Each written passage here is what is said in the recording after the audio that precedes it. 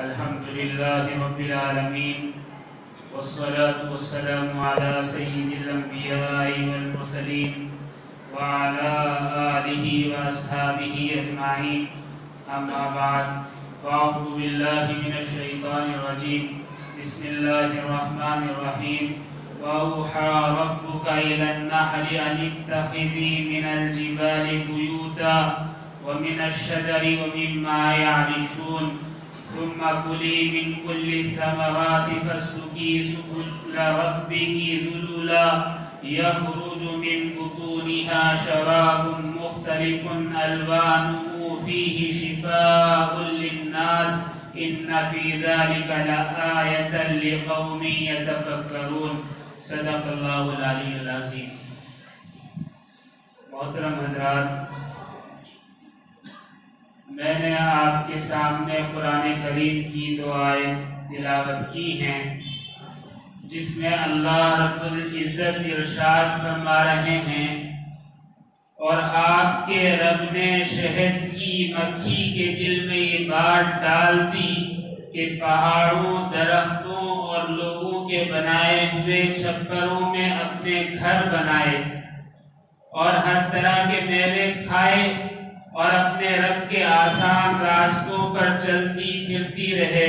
ان کے پیٹ سے ایک شربت مختلف رنگوں کا نکلتا ہے جس میں لوگوں کے لیے شفا ہے، غور و فکر کرنے والوں کے لیے اس میں نشانیاں ہیں. اللہ رب العزت نے ان دو آیات میں شہد کی مکھی کے متعلق کچھ باتیں بیان کی ہیں. دراصل اللہ رب العزت اپنی قدرت کے مشاہدات دکھانا چاہتے ہیں کہ آسمان، زمین، چاند، سورج، ایسے بڑے بڑے سیارے اور ایسی بڑی بڑی چیزیں تو ہم نے بنا دی ہیں، لیکن یہ نہ سمجھا جائے کہ اللہ کی قدرت صرف ان بڑی چیزوں کے بنانے میں ہے، بلکہ اللہ کی تخلیق کردہ ہر چھوٹی چیز اللہ رب العزت کا عظیم شاہکار ہے. انسان جس مکھی کو معمولی سمجھتا ہے وہ مکھی معمولی نہیں ہے، بلکہ اللہ رب العزت کی قدرت کا عظیم نمونہ ہے. اس آیت کو سمجھنے کے لیے پہلے میں آپ کو شہد کی مکھی کے متعلق چند باتیں بیان کر دوں جس سے یہ آیت سمجھی جا سکتی ہے. شہد کی مکھی اللہ رب العزت نے بنائی ہے. ہم جانتے ہیں کہ اس سے شہد نکلتا ہے، میٹھا لذیذ ہوتا ہے، ہم کھاتے ہیں. لیکن شہد کا جو چھتا ہوتا ہے شہد کی مکھی کا، وہ اپنے اندر پورا شہر لیے ہوئے ہوتا ہے. شہد کی مکھی کی 3 قسمیں ہوتی ہیں.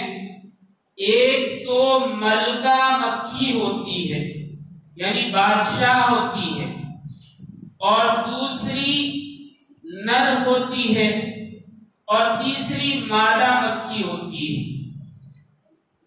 نر مکھی کوئی کام نہیں کرتی سوائے سیکورٹی اور حفاظت کے، اس کا کوئی کام نہیں. وہ ملکہ کی حفاظت کرتی ہے، اگر چھتے کو کوئی نقصان پہنچنے کا اندیشہ ہے تو اس کی حفاظت کرتی. لیکن مادہ مکھی ہی چھتا بناتی ہیں اور شہد ڈھونڈ کر لاتی ہیں اور شہد کو اسٹور کرتی ہیں. سارا کام ان مکھیوں کا ہے، اور یہ دونوں مکھیاں ملکہ مکھی کے زیر اثر ہوتی ہیں. وہ جیسا کہے گی ایسا کرتی ہیں، جہاں کو جاتی ہے وہاں اس کے پیچھے پیچھے چلتی ہیں، اس کے حکم کی خلاف ورزی نہیں کرتی. چھتا جو مکھیاں بناتی ہیں، ایک چھتے میں عموماً 30,000 سے لے کر 50,000 مکھیاں ہوتی ہیں. اور آپ کو تعجب ہوگا کہ ایک مکھی کی عمر 28 سے 35 دن ہوتی ہے زیادہ سے زیادہ. بس ایک مکھی شہد کی اتنے ہی دن زندہ رہتی ہے. لیکن ملکہ مکھی کا کام کیا ہے؟ حکمرانی کرنا نہیں ہے صرف، بلکہ ملکہ مکھی ہی انڈے دیتی ہے، دوسری مکھیاں انڈے نہیں دیتی۔ اور ایک مرتبہ میں یعنی ایک دن میں ملکہ مکھی 3000 سے لے کر 15000 انڈے دیتی ہے۔ اللہ اکبر۔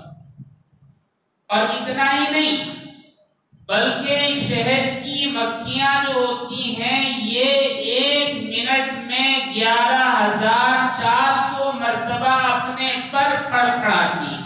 اللہ اکبر۔ اللہ کی عظیم اور شاہکار تخلیق۔ آگے سنیے، یہ جو مکھیاں ہیں جو چھتا بناتی ہیں، ایسا نہیں کہ چھتا بنا دیا اور شہد جمع کر دیا، نہیں، پورے کے پورے پلاننگ کے ساتھ یہ چھتا بناتی ہے۔ اس میں انڈے دینے کی جگہ اور خانے الگ ہوتے ہیں۔ جہاں کم سن بچے ہوتے ہیں یعنی کم عمر بچے ہوتے ہیں، ان کے رہنے کی جگہ الگ ہوتی ہے۔ شہد اسٹور کرنے کے خانے الگ ہوتے ہیں۔ اور ایک اور شہد کی قسم ہے، یعنی شہد میں سے ہی ایک جیل نکلتا ہے جسے رائل جیلی کے نام سے جانتے ہیں سبھی، یہ اسٹور الگ کیا جاتا ہے۔ اور پھر یہ پورا کا پورا چھتا جو بنایا جاتا ہے ایسے ہی بنایا نہیں جاتا، بلکہ اللہ رب العزت نے شہد کی مکھی کو ایسا تدبر اور ایسی حکمت، ایسا علم عطا کیا ہے کہ عجیب و غریب انداز سے یہ اپنا چھتا بناتی ہے۔ اگر انسان شہد کی مکھی کا چھتا بنانا چاہے تو اسے جیومیٹری میں مہارت حاصل کرنی پڑے گی۔ اگر جیومیٹری میں مہارت حاصل نہیں کی تو وہ ایک خانہ بھی شہد کی مکھی کا نہیں بنا سکتا، یعنی اس جیسا۔ اس لیے کہ شہد کی مکھی جو خانے بناتی ہے، جو باکس بناتی ہے، وہ 6 کونے کے ہوتے ہیں۔ سائنس کے حساب سے اگر 5 کونے کے یا 4 کونے کے یا 8 کونے کے باکس یا خانے بنائے جائیں تو وہ مضبوط نہیں ہوتے۔ اس میں حکمت یہ ہے کہ 6 خانے یعنی 6 کونے کا جو خانہ بنتا ہے یہ ایک تو مضبوط بہت زیادہ ہوتا ہے، دوسرا کم جگہ میں زیادہ خانے بنتے ہیں، تیسرا یہ کہ اس میں موم کا استعمال کم ہوتا ہے۔ اگر چکور یعنی 4 کونے کے یا 2 یا 5 کونے کے یا 8 کونے کے خانے بنائے جائیں تو اس میں موم زیادہ استعمال ہوگا اور جگہ زیادہ گھرے گی۔ تو شہد کی مکھی 6 کونے کے خانے بناتی ہے اور ان میں موم بہت معمولی استعمال ہوتا ہے، لیکن یہ اتنے مضبوط ہوتے ہیں کہ ایک خانے میں جتنا شہد آنا چاہیے اگر اس سے 3 گنا زیادہ بھی بھر دیا جائے تو یہ خانے ٹوٹتے نہیں، محفوظ رہتے ہیں۔ اور کمال کی بات یہ ہے کہ جب شہد کی مکھی خانے بنانے کا کام کرتی ہے تو درختوں سے یعنی جیسے کیکر کا درخت ہے اور دوسرے وہاں سے موم لاتی ہے اور موم اپنے منہ میں لے کر چباتی ہے اور اسے نرم کرتی ہے، لیکن اگر حرارت نہ ہو، گرمی نہ ہو تو یہ موم تیار نہیں ہوتا۔ تو اس کے لیے بہت ساری مکھیاں ایک بال کی شکل میں ایک دوسرے پر لٹک جاتی ہیں گول دائرے میں، اور گول دائرے میں لٹک کر حرارت حاصل کرتی ہیں تاکہ موم بنایا جا سکے۔ اللہ اکبر۔ اور جب وہ بالکل متعینہ مقدار میں اور بالکل درست طریقے پر موم تیار ہو جاتا ہے پھر اس سے چھتا بناتی ہے۔ اور پھر یہ جو چھتا ہوتا ہے ایک ساتھ ہزاروں مکھیاں بناتی ہیں، لیکن حساب و کتاب اتنا درست ہوتا ہے، ایسا جامع ہوتا ہے کہ انسان تصور ہی نہیں کر سکتا۔ یہ ایک عظیم شاہکار ہے۔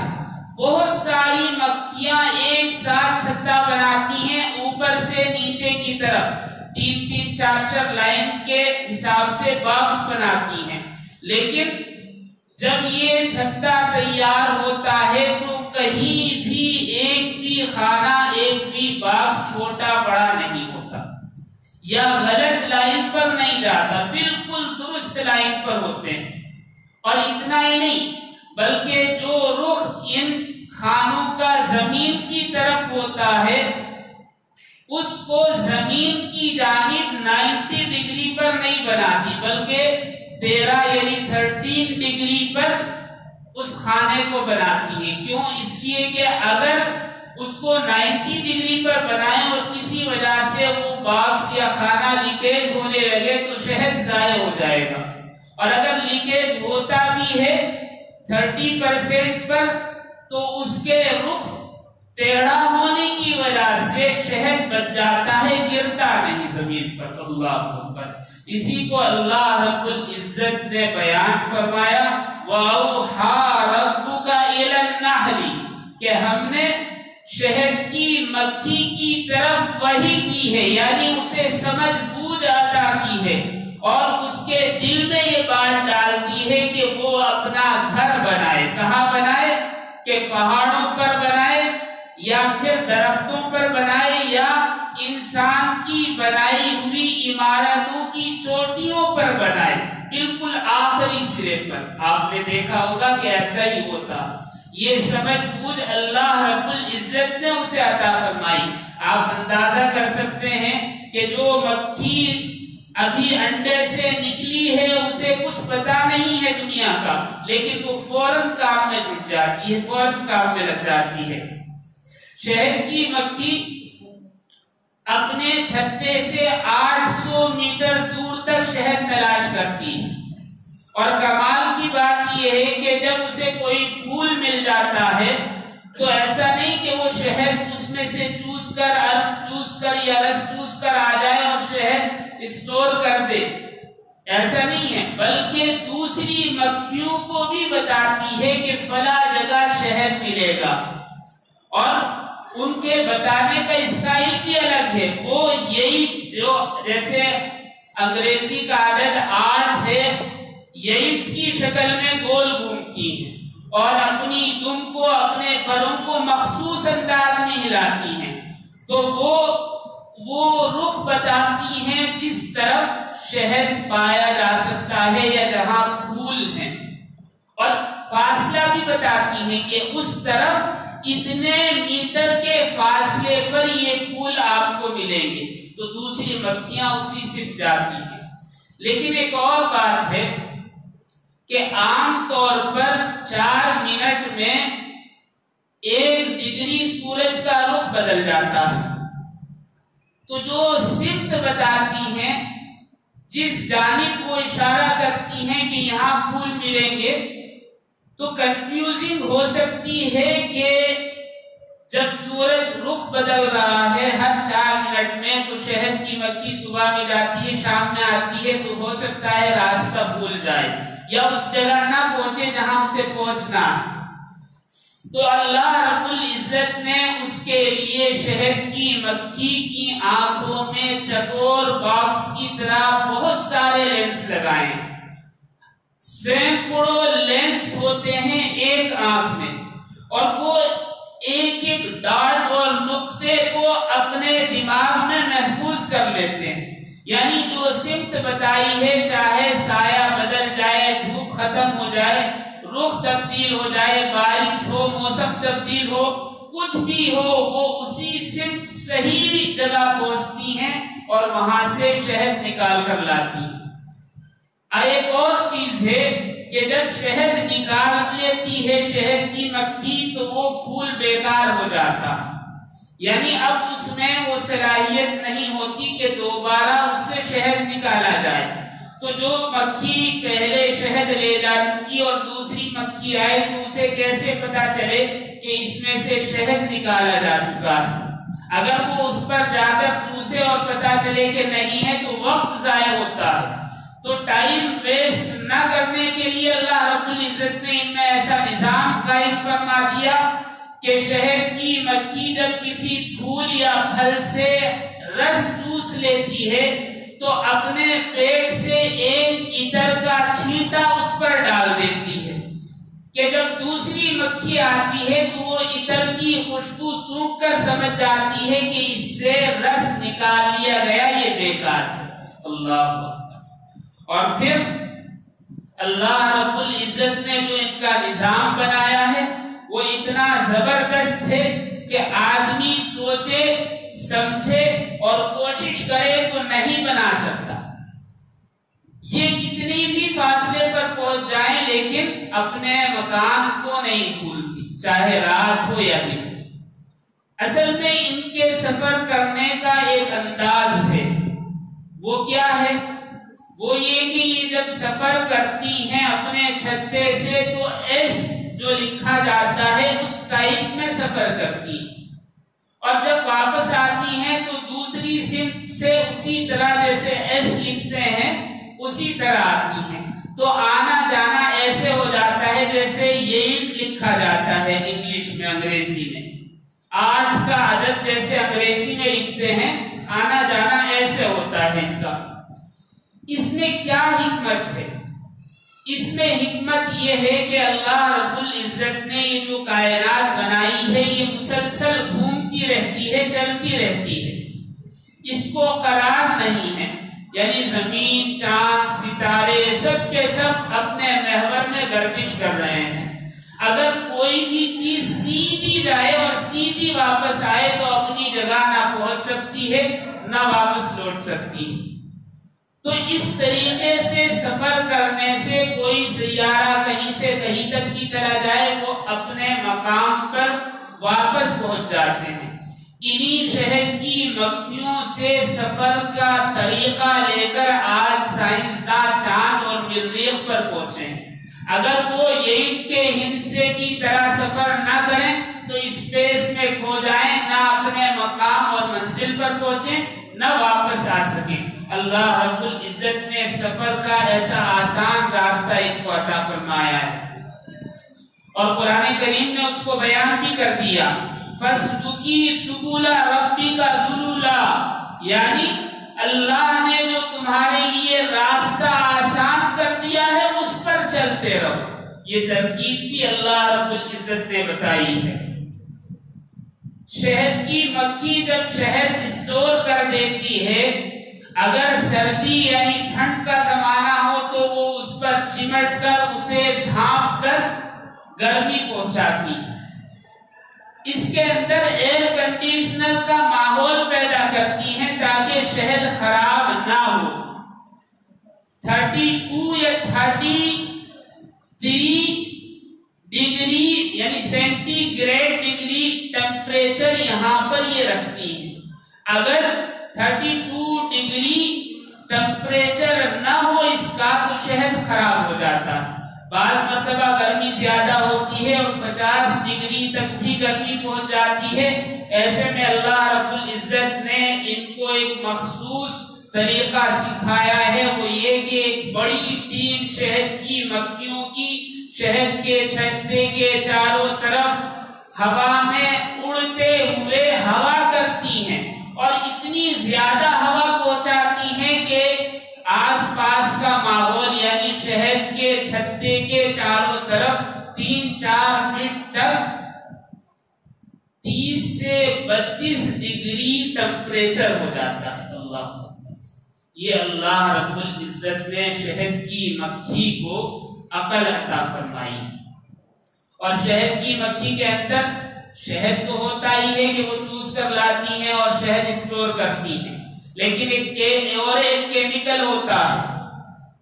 اگر کوئی چیز ایسی داخل ہو جائے چھتے کے اندر جو نقصان پہنچانے والی ہے تو سب کے سب اپنا کام چھوڑ کر پہلے اسے باہر نکالتی، لیکن اگر وہ چیز اتنی وزنی ہو کہ اسے باہر نہیں نکالا جا سکتا تو اپنے پیٹ سے وہ ایک کیمیکل اور وارنش اسپرے کرتی ہیں، جس سے اس کے بیکٹیریا ختم ہو جاتے ہیں اور وہ ایسا وارنش کر دیتی ہیں کہ کوئی نقصان نہیں پہنچا سکتی۔